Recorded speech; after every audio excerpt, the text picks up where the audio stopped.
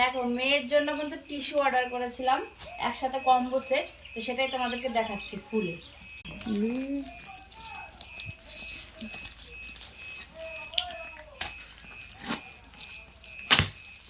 জঙ্গলি জঙ্গলি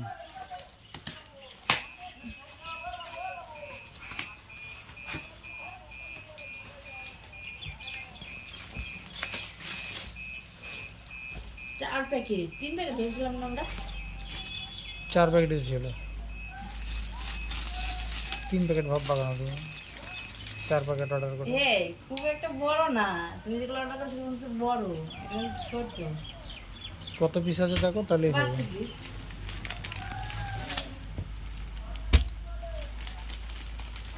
মামা এই জল কেন আনলি?